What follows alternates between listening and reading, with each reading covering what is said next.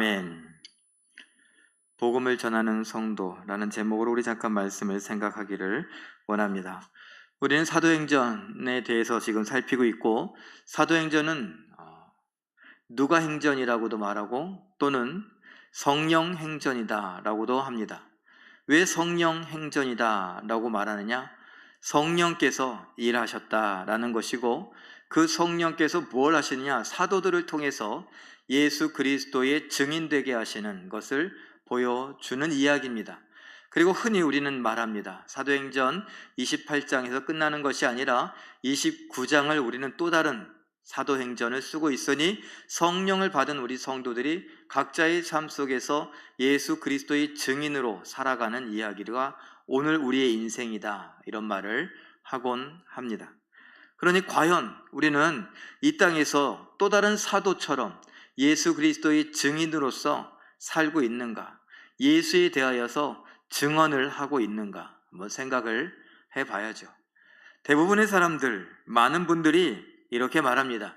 내가 교회를 오래 다녔고 예수에 대해서 잘 알고 성경도 많이 배웠지만 막상 전도를 하려고 그러면 어떻게 전도해야 될지 잘 모르겠다고. 그래서 우리나라에 굉장히 많은 전도법이 있는 걸 아십니까? 전도 왕들도 많고요. 떡볶이 전도도 있고요. 고구마 전도도 있고요. 건빵 전도도 있고, 별의별 전도가 다 있습니다. 그러니까 먹는 것에 비유해서 전도를 이야기하기도 하지만 먹는 것을 나눠주면서 전도하기도 하고요.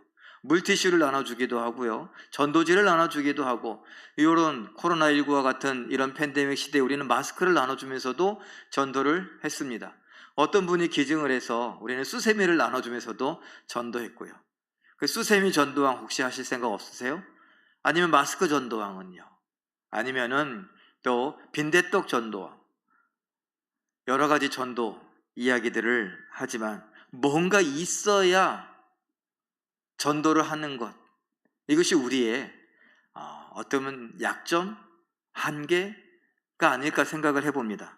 왜냐하면 초대교회 때 여러분, 초대교회 성도들이 저희 예수 믿는 것에 대해서 두려워 떨고 있고 박해하는 자들이 막 있는데, 거기에서 떡볶이를 나눠주면서 예수 믿으라고, 아니면 전도지를 나눠주면서 예수 믿으라고, 뭘 나눠주면서 예수 믿으라고 할 수 있었겠습니까? 사실 그런 건 불가능합니다. 뭔가 한다라고 한다면 그를 굉장히 사랑해서 도대체 너는 왜 나한테 이렇게 너한테 해주고 싶은 말이 있어. 그래서 예수에 대한 이야기를 해줬을지도 모릅니다. 자, 우리는 교회를 오래 다니면서도 도대체 나는 뭘 전해야 되는가? 전도할 때 도를 전하는 게 전도인데 도를 믿으십니까? 이런 사람들은 확신에 차갖고 우리에게 와서 관상이 너무 좋으시고 얼굴에 복이 많으시고 조상님 복을 이런 이야기를 하면서 도를 믿으시냐고 이야기를 하는데, 우리는요 예수의 도를 믿고 살아가는 사람들인데 그 도가 뭔지 정확하게 가르쳐주지 못하고 있다. 이것이 문제 아닙니까? 오늘 저와 여러분이 한번 성경을 통하여서 도대체 우리는 뭘 가르치면 되는가 생각할 수 있었으면 좋겠습니다. 자, 약속된 성령이 있었고 그 성령의 사역은 우리가 이미 살펴보았는데, 제가 그림으로 다시 한번 정리하면 이렇게 표현할 수 있죠. 첫 번째, 우리에게 예수님을 뭐 하신다고요? 증언하신다. 성령께서 오시면 우리에게 예수님에 대해서 증언하신다. 요한복음 15장 26절에 이야기를 하고 있습니다. 고린도전서 12장 3절에는 뭐라고 합니까? 읽어봅니다. 시작.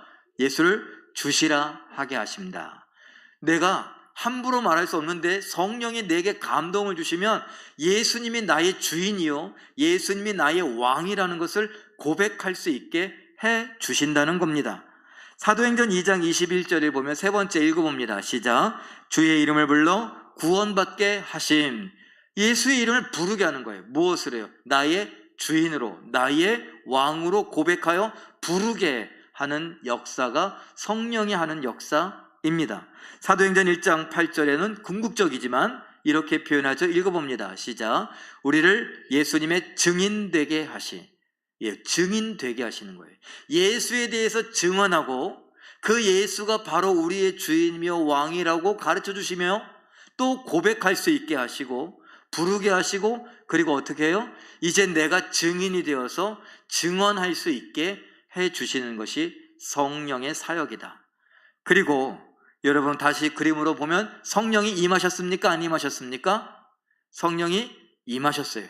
오순절에 성령께서 강림하셨다. 잘 모를까봐 어떻게 해요?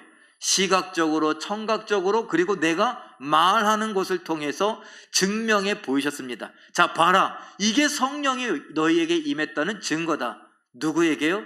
너희에게. 그 너희에겐 누가 포함돼요?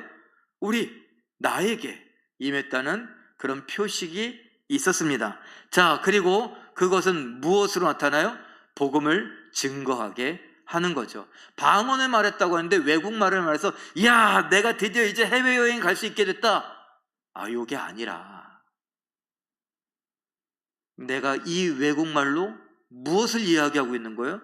나도 모르는 사이에 성령께서 나를 마치 성령에 취한 것처럼, 그래서 내가 막 의도적으로 하는 것이 아니라 성령이 내 입을 통해서 예수에 대한 이야기를 막 풀어서 이야기하게 해주는 거예요. 사람들이 몰려왔는데 막 그 옆 사람을 붙들고서 예수님에 대해서 이야기하는 거예요. 예수님이 우리의 구주이십니다. 예수님께서 약속된 다윗의 자손입니다. 예수님께서 왕이십니다. 막 이렇게 이야기를 하는 거예요. 근데 그 얘기를 들으니 내가 알아듣겠는 거예요.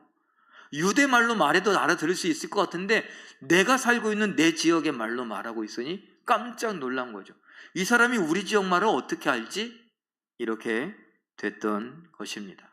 어찌됐건 그들은 방언으로 복음을 전했습니다. 그러면 이 복음은 내용이 무엇인가 한번 살펴보도록 하죠. 복음 증거라고 했는데 제가 5가지 정도로 정리했습니다. 한번 읽어봅니다. 첫 번째, 사도행전 2장 32절 1절 시작. 다윗의 자손이 죽고 부활하시리라. 다윗의 자손이 오시는데 그 다윗의 자손이 어떻게 되느냐? 죽고 부활한다는 이야기를 합니다. 두 번째 읽어봅니다. 시작. 하나님이 예수를 살리셨다. 아, 다윗의 자손이 누구냐? 바로 예수다. 그리고 약속대로 죽고 살렸다라는 이야기를 하는 것이죠. 세 번째 읽어봅니다. 시작. 하나님이 예수를 높이셨다. 예수님께서 승천하셨는데 승천하여 어디래? 하나님 보좌 우편에 앉게 되어서 이 세상을 통치하시는 하나님과 동등하게 다시 되신 거예요. 이 세상 사람들에 비하면 까마득하게 높은 거죠. 그렇게 하나님이 원래의 자리로 높이셨다라는 것입니다. 네 번째 읽어봅니다. 시작. 예수께서 약속하신 성령을 주셨다. 예수님께서 우리에게 약속하신 성령을 주셨다, 부으셨다라고 말합니다. 다섯 번째 읽어봅니다. 시작. 하나님이 예수를 왕이 되게 하셨다. 그러면 결국은 이게 뭡니까? 다윗의 자손 중에 왕으로서 우리에게 구원자가 오실 것인데 그 구원자는 죽고 다시 부활하실 것이다. 그 구원자가 바로 예수인데 예수께서 죽고 부활하시도록 하나님께서 역사하셨다. 그리고 그 하나님은 예수를 그냥 두신 것이 아니라 높이셔서 왕이 되게 하셨고, 왕이 되신 예수님은 약속대로 우리에게 성령을 주셔서 예수를 알게 하셨다, 믿게 하셨다, 이겁니다. 제가 이야기가 좀 빠릅니까?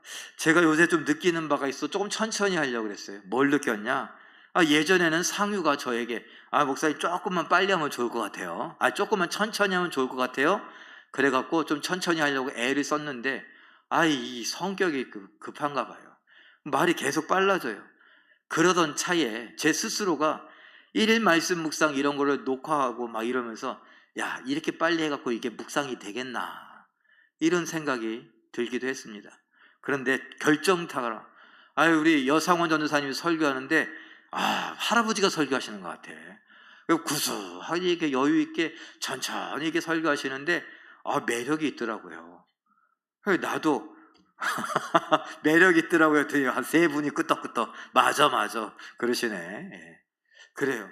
그래서 저도 저렇게 좀 여유 있게 해야 되는데 담임 목사가 돼갖고 뭐가 그렇게 급하다고 그냥 말을 빨리 하려고 그러나. 자, 여러분, 제가 빨리 말해서 복음에 대해서 그 내용에 대해서 기억이 잘 안 나십니까? 그러면 유튜브로 5번 정도 들으면 정확하게 기억이 날 것입니다. 자, 요거를 정리하면 이렇게 세 가지로 정리할 수 있는데, 예수 그리스도에 대한 예언이 있어요. 그리스도는요, 기름 부음 받은 자예요. 그런 기름 부음은 누가 기름 부음을 받냐? 왕이에요. 그냥 뭐 왕과 제사장과 선지자 이렇게 있지만 그거 다 합쳐서 그냥 왕, 제사장의 역할, 선지자의 역할을 하는 모든 역할을 감당할 왕이 올 것이다. 그건 구원의 약속입니다. 그리고 그 구원자, 그 그리스도, 기름 부음 받은 자가 누구냐라고 했을 때 바로 예수님이다 라는 거예요. 근데 구원의 방법이 무엇이냐? 죽고 부활하는 것이에요. 그 예수님께서 죽고 부활하셨다라는 거죠. 그래서 결론의 복음이라는 것, 이것의 결론은 뭔데? 바로 예수님이 우리의 그리스도다, 우리의 왕이다. 그래서 그가 어떻게 했다고요? 나를 구원하셨다, 너를 구원하셨다, 요 이야기입니다. 어렵습니까? 이것도 기억이 잘 안 나면 한 5번 들어보시고 여러분께서 저를 따라서 유튜브 방송을 보시고 저를 따라서 한번 천천히 이야기를 해보세요. 그리고 입에 붙이세요. 그래서 전도한다고 하면 이 이야기를 꼭 해줘야겠다. 다른 거 뭐 얘기를 얼마나 잘할 수 있겠습니까? 여러분들 조금 혐오스럽게 생각하는 어떤 전도자들의 모습이 있어요. 앞에 뒤에 판때기 달고 앞에 뭐라고 썼을까요? 예수천당, 뒤쪽에는요 불신족. 이거 통일됐어요. 앞에다 불신족 안 붙여요. 앞은 예수천당이에요, 뒤에는 불신지옥이에요. 그래서 예수천당, 불신지옥 이렇게 얘기해요. 아주 간단하게 명료하게 얘기해요. 그런데 그게 혐오스럽다고. 아우, 뭐 저렇게까지. 우리는 그러면서 정작 내가 예수를 전해야 될 때는 뭔가 고급스러운 말로, 유창한 말로 이야기를 해줘야 될 것 같은데 필요 없어요. 성령께서 감동을 주시는 대로 우리의 복음의 핵심, 우리가 기다리던 메시아가 우리의 죄를 용서하고 우리를 천국으로 이끌어가기 위하여 오셨는데 그 메시아가 바로 예수님이다. 예수님의 죽고 부활하심으로 나의 죄를 용서해 주셨다. 그래서 우리는 이제 지옥이 아닌 천국에 가게 되는데 예수님이 보내신 성령이 너에게 믿음을 주신다. 그래, 지금이 찬스다. 믿어라. 뭐 협박한다고 될 건 아니지만 그때 감동이 되면 그럴까? 근데 감동이 덜 되면요 조금씩 금이 가겠죠. 그 얼어붙은 마음, 굳어버린 마음이, 돌 같은 마음이 조금씩 쪼개지고 금이 가서 결국에는 무너져 내리는 거. 그런 과정들이 있지 않겠습니까? 뭘로요? 우리가 전하는 복음으로요. 요엘 2장 28절 29절을 읽어봅니다. 시작. 그 후에 내가 내 영을 만민에게 부어주리니 너희 자녀들이 장래일을 말할 것이며 너희 늙은이는 꿈을 꾸며 너희 젊은이는 이상을 볼 것이며 그때에 내가 또 내 영을 남종과 여종에게 부어줄 것이라. 아멘. 여러분 잠깐만 보세요. 내가 내 영을 누구에게 준다고요? 만민에게. 이건 뭘까요? 모든 사람에게 준다라는 거예요. 그럼 여기 만민 중에 포함되지 않은 분 여기 계세요? 결국은 뭐예요? 성령을 나에게도 주신다. 남자와 여자, 남자 여자 아닌 사람 있습니까? 우리에게 성령을 주신다라는 것입니다. 사도행전 2장 33절도 읽어보죠. 시작. 그가 약속하신 성령을 아버지께 받아서 너희가 보고 듣는 이것을 부어주셨느니라. 다시 말하면 뭐예요? 약속하신 성령을 보고 듣도록 부어주셨다라는 것이죠. 보고 들어요? 사도행전 2장 2절 3절 읽어봅니다. 시작. 호련히 하늘로부터 급하고 강한 바람 같은 소리가 있어 그들이 앉은 온 집에 가득하며 마치 불의 혀처럼 갈라지는 것들이 그들에게 보여 각 사람 위에 하나씩 임하여 있더니. 소리는 듣고 지금 불의 혀같이 갈라지는 것이 어떻게 했다고요? 보이나. 그러니 뭐라고요? 너희가 보고 듣는 이 성령을 너희에게 부어주셨다. 누가요? 하늘에 올라가신 우리의 구원자 되시는 예수님께서.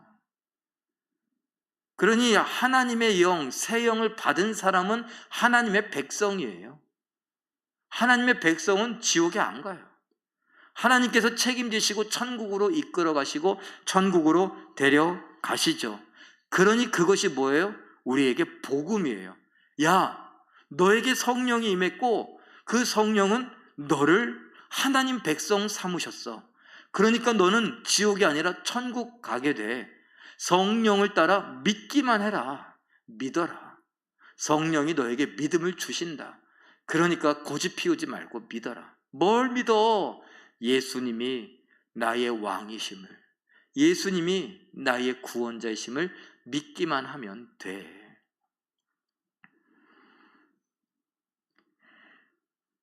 사도행전 1장 8절 말씀도 읽어볼까요? 시작. 오직 성령이 너희에게 임하시면 너희가 권능을 받고 예루살렘과 온 유대와 사마리아와 땅끝까지 이르러 내 증인이 되리라 하시니라. 아까 뭐라 그랬습니까? 너희가 보고 듣는 이 성령을 너희에게 부어주셨는데, 그러면 만민이 받는 것이니 나도 받았을 텐데, 나에게 성령이 임하시면 어떻게 된다고요? 내가 예수의 증인이 된다라는 것이죠. 예수의 무엇의 증인이냐? 사도행전 2장 32절은 이렇게 기록합니다. 읽어보죠. 시작. 이 예수를 하나님이 살리신지라 우리가 다 이 일 부활의 증인이로다. 부활의 증인이라는 거예요. 예수의 죽으심과 부활의 증인이다. 그러니까 예수의 죽으심과 부활에 대하여서 이야기하는 거죠. 그 이유가 뭐예요? 예수가 왜 죽고 부활해요?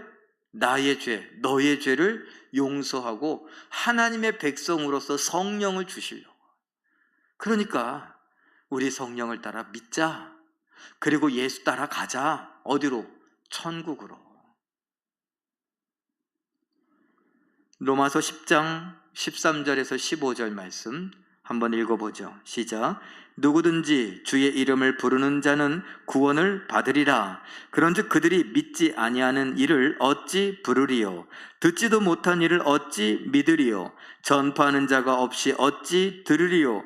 보내심을 받지 아니하였으면 어찌 전파하리요? 이렇게 말하는 건 뭐예요? 거꾸로 말하면 하나님이 너를 보내시지 않았냐? 그러니까 너는 가서 뭐해라? 전파해서 그 사람에게 듣게 하고 그 사람이 믿게 하고 그 사람이 부르게 하라.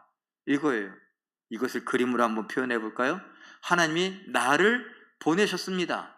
그리고 나는 이제 어떻게 해야 돼? 보내심을 받았으니까 전파해야죠. 예수의 죽음과 부활에 대하여서.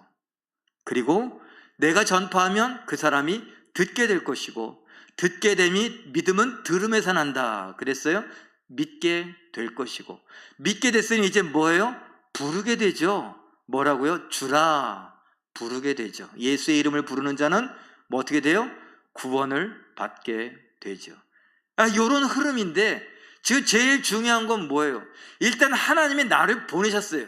이제 내 역할이 중요해요. 뭐예요? 내가 가서 전파해야죠.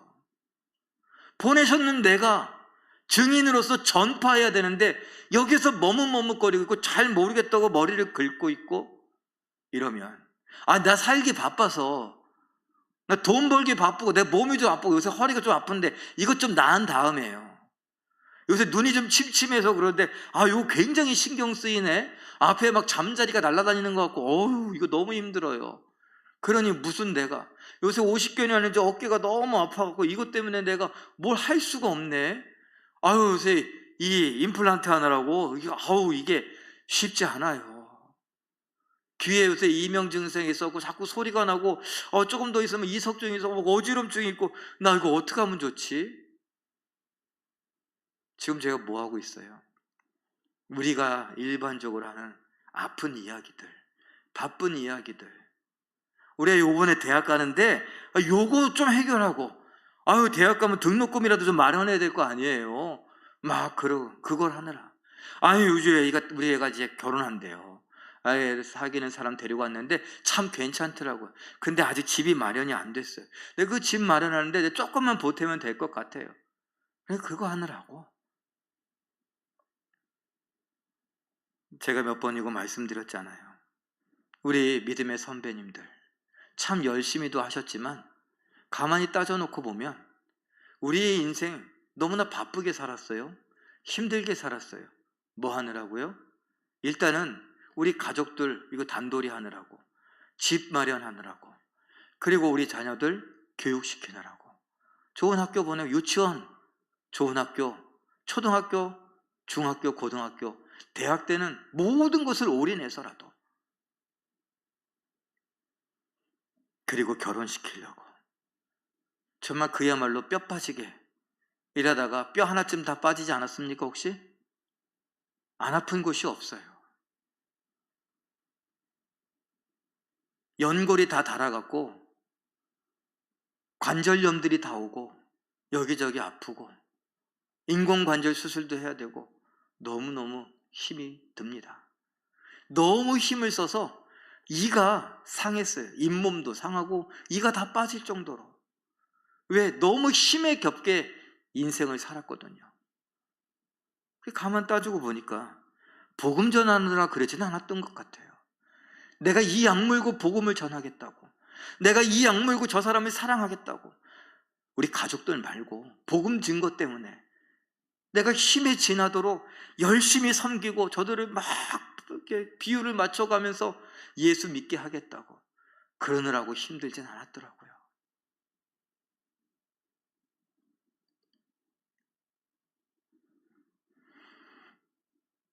사랑하는 성도 여러분, 우리는 이런 이야기를 참 많이 듣지 않습니까? 아니, 교회에서 예수에 대한 복음을 전하는 거, 이거 너무 기본적인 거 아니에요? 제가 이야기했지만 올해가 49주년이라고 정정해서 다시 한번 말씀드렸죠. 내년에 이제 50이에요. 우리 교회 50. 그런데 이런 기본적인 예수 믿는 사람이라면, 성령을 받은 사람이라면 너무나 당연히 해야 될 사도행전의 초반에 나오는 이야기, 소반의 이야기, 성령을 받고 이제 막 나타나는 이야기들을 이제 우리가 또다시 이야기한다는 게 너무 가슴 아프지 않습니까? 많은 교계의 지도자들은 걱정합니다. 교회가 쇠퇴하고 있다고요. 뭐가 쇠퇴합니까? 인원수가 줄어드는 거요?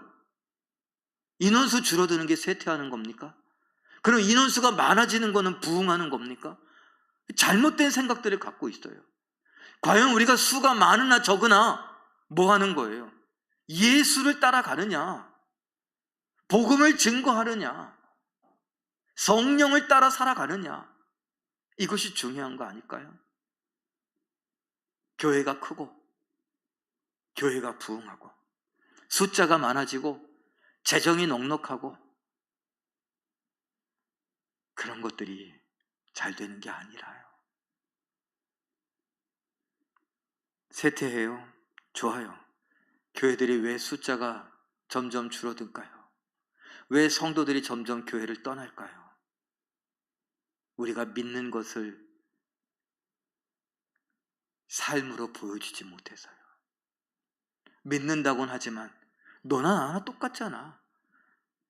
집 사기 위해서 대출받고 그 대출금 갚기 위해서 애쓰고 조금 더 갖다가 조금 더 큰 집으로 이사가고 조금 더 늘려가고 그리고 살림을 채워가고 그거 재미있어하고 행복해하고 그리고서 뭐 여행 가고 여기 가서 사진 찍고 저기 가서 사진 찍고 보란듯이 올려놓고 행복했다고 막 그러고 그거 누구나 다 하는 거 아니냐? 그 네 사진 속에 그 네 삶 속에 너의 인생의 앨범 속에 그 네 인생의 한 장면 추억 속에 예수님은 어디 있냐?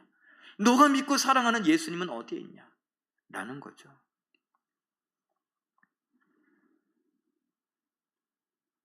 로마서 10장 15절 뒷부분은 이렇게 말합니다. 읽어봅니다. 시작.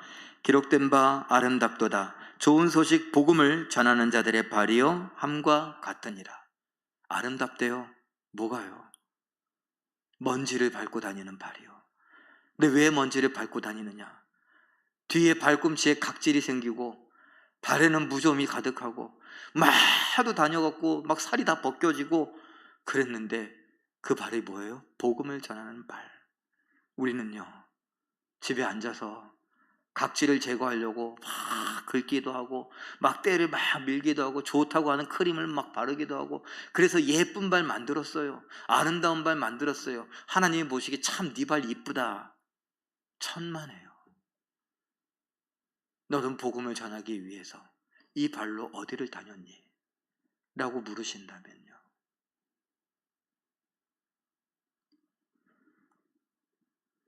발만요? 여러분의 손은 얼마나 곱습니까? 요새는 핸드크림이 좋은 것들이 많아갖고 향기 나는 핸드크림으로 막 바르고 손이 막 부들부들해지고 막 너무 좋아서 참도 좋으시겠죠. 하나님도 좋아하실까요? 너는 그 예쁜 손으로, 그 아름다운 손으로, 그 부드러운 손으로 복음을 전하기 위해 얼마나 섬겼니?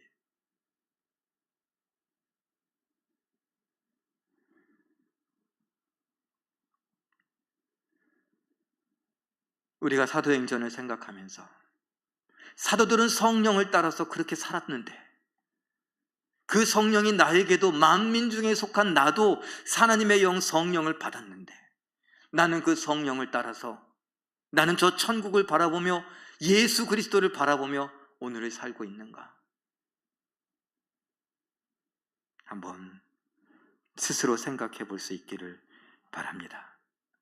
아름다운 눈, 아름다운 볼, 아름다운 이마, 아름다운 머리, 아름다운 입술, 아름다운 손, 아름다운 몸매, 아름다운 발, 복음과 복음 증거와 전도와 증인으로서의 삶을 살아갈 때 진가를 발휘하는 것입니다.